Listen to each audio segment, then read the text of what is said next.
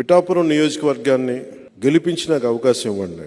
దీన్ని ఒక మోడల్ నియోజకవర్గం చేద్దాం ఆంధ్ర రాష్ట్రానికి. ప్రతి ఒక్కరూ ఇక్కడికి వచ్చి ఇది ఎలా జరుగుతుంది అభివృద్ధి అనేది తెలుసుకునేలాగా, ఉపాధి అవకాశాలు కానీ, విద్య అవకాశాలు కానీ, వైద్య అవకాశాలు కానీ, నిజంగా ఒక అభివృద్ధి ఎలా ఉంటుందో ఒక ఎమ్మెల్యే నిజంగా తలుచుకుంటే అభివృద్ధి అనేది ఎలా ఉంటుందో నేను మీకు చేసి చూపిస్తాను.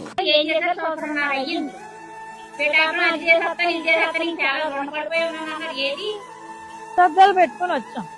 ఏమన్నా మా కళ్ళకు కనపడకపోతే కళ్ళలో అసలుకే కాకులు పొడుస్తున్నాయి అని అంటున్నారు కాబట్టి గోదద్దాలు పట్టుకుని వచ్చి ఇంచు పిఠాపురం మొత్తం చూసాం.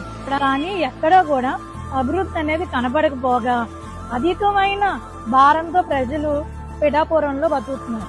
తిరిగి చూసాం, ఎక్కడా కూడా డ్రైనేజ్ గాని, డ్రింకింగ్ వాటర్ గాని, ఏ ఫెసిలిటీస్ లేకుండా చాలా దీర్ణమైన స్థితిలో ప్రజలు బతుకుతున్నారు.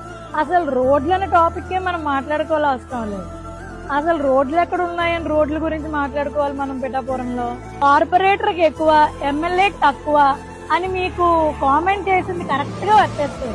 పిఠాపురం నియోజకవర్గంలో అభివృద్ధి అన్నది 0.